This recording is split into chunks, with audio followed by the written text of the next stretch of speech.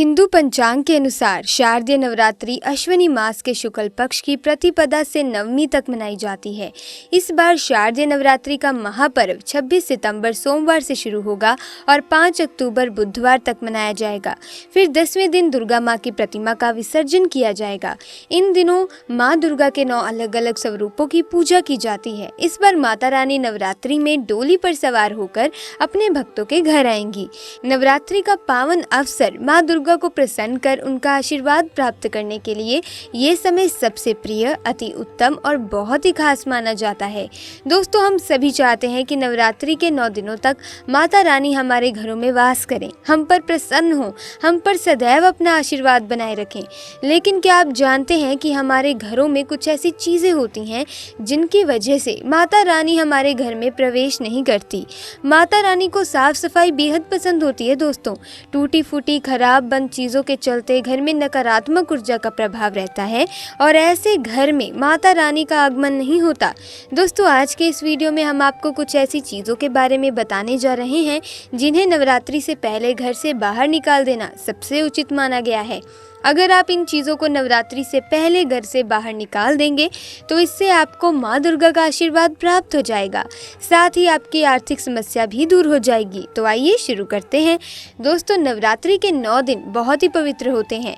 नवरात्रि के 9 दिनों में आचार विचार और घर को साफ सुथरा और पवित्र रखना अति आवश्यक है। इसीलिए नवरात्रि के 9 दिनों में ब्रह्मचर्य का पालन किया जाता है और तामसिक भोजन ग्रहण नहीं किया जाता।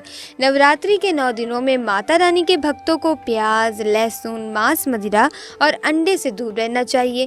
अधिकतर भक्त इन नियमों का पालन भी करते हैं, लेकिन वो एक गलती कर ही बैठते हैं। वो नवरात्रि के 9 दिनों में अपने घर इन अपवित्र चीजों को रख लेते हैं। ऐसा भूल कर भी नहीं करना चाहिए। भागवत पुराण के अनुसार नवरात्रि के 9 दिनों तक माता रानी अपने भक्तों के घर में वास करती हैं। अगर आप भी चाहते हैं कि माता रानी आपके घर में वास करे तो आप अपने घर के वातावरण को पवित्र रखें और नवरात्रि शुरू होने से पहले ही अपने घर से प्याज, लहसुन, मीट, अंडा और मदिरा को बाहर निकाल दें।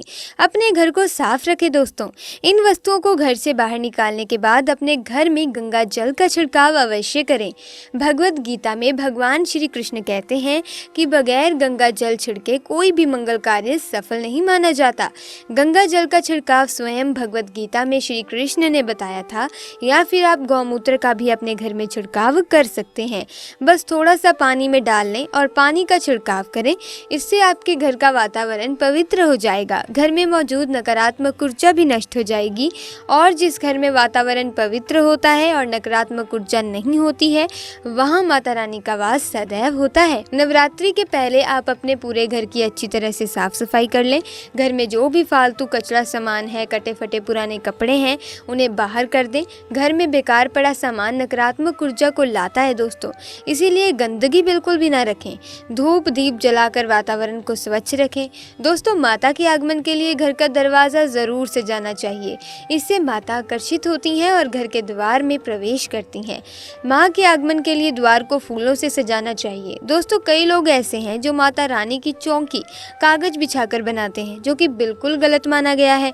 माता की चौकी के लिए आप नीचे लाल कपड़ा ही बिछाएं। काला कपड़ा और सफेद कपड़ा भूल कर भी ना बिछाएं। ध्यान रखें, कपड़ा फटा भी नहीं होना चाहिए। दोस्तों, अगर आपके घर में देवी देवताओं की खंडित मूर्तियाँ या फिर फटा हुआ कोई चित्र अगर हो तो उसे किसी पवित्र नदी में दोस्तों विसर्जित कर दें, क्योंकि ऐसी मूर्तियां और चित्र दुर्भाग्य लाती हैं।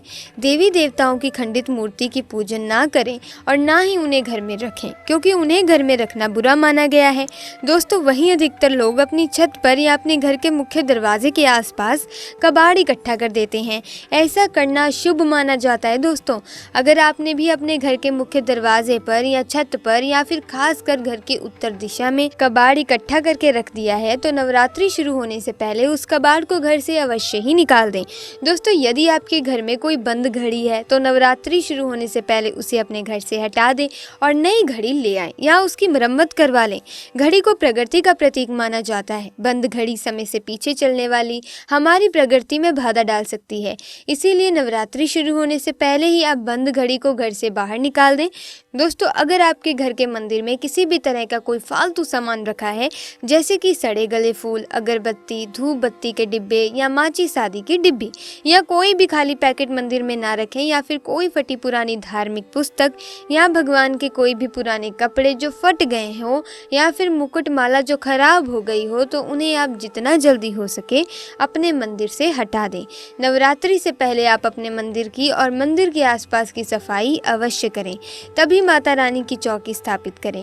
इसके साथ ही आप अपने धन रखने के स्थान की सफाई भी अवश्य करें, क्योंकि नवरात्रि के दौरान माता लक्ष्मी भी घर में प्रवेश करती हैं। धन रखने के स्थान पर किसी भी तरह का फालतू कोई सामान, टूटा फूटा सामान ना रखें। धन रखने के स्थान को मंदिर की तरह ही साफ रखें। नवरात्रि के दौरान माता रानी की पूजा में कौड़ियों को शामिल करें। दोस्तों, माता रानी के साथ साथ रोजाना कौड़ी का भी पूजन करें। इसके बाद आप कौड़ी को धन रखने के स्थान पर रख दें। ऐसा करने से बरकत हमेशा होती है। अगर आपके पास पुराने जूते चप्पल इकट्ठे हो गए हो तो नवरात्रि से पहले उन्हें भी घर से बाहर निकाल दें। पुराने जूते चप्पल की अशुभता के कारण ही घर में नकारात्मक ऊर्जा आती है और घर में अशांति और कलह का माहौल रहता है। नवरात्रि आने से पहले घर से जाले निकालना ना भूलें। अगर जिस घर में मकड़ी के जाले होते हैं तो उस घर में माता रानी कभी वास नहीं करती। साथ ही साथ टूटे फूटे बर्तन अगर घर में पड़े हों या टूटा हुआ आईना भी अगर घर में हो तो उसे भी निकाल दें। साथ ही घर में टूटे फूटे ईंट पत्थर भी नहीं रखने चाहिए, इससे माता लक्ष्मी नाराज हो जाती हैं। दोस्तों, भूल कर भी माता रानी को ये चीज़ कभी अर्पित मत करना, नहीं तो सारी जिंदगी बर्बाद रहोगे। ये ऐसी वस्तु माता रानी के पूजन में भूल कर भी इस्तेमाल नहीं होनी चाहिए, और वो चीज़ है दोस्तों नारियल। हिंदू धर्म में नारियल को समृद्धि, धन, श्रद्धा और सम्मान का सूचक माना गया है। नारियल को श्रीफल भी कहा जाता है। नारियल को सुख समृद्धि में वृद्धि करने वाला माना गया है। नारियल का हर मांगलिक कार्य में विशेष महत्व होता है। जैसे कि आप सभी जानते हैं कि माता रानी के कई मंदिरों में नारियल से बलि दी जाती है और माता रानी के पूजन में नारियल का इस्तेमाल हम सभी करते हैं। खासकर कलश की स्थापना नारियल रखकर ही की जाती है। माता रानी के पूजन में भी नारियल इस्तेमाल करते समय कुछ हम गलतियां कर ही बैठते हैं। दोस्तों, नारियल कई प्रकार के होते हैं। एक हरा, दूसरा सूखा जिसके अंदर पानी होता है। जिस नारियल के अंदर पानी होता है, माता रानी के पूजन में सदैव पानी वाला और जटा वाला नारियल ही इस्तेमाल करें।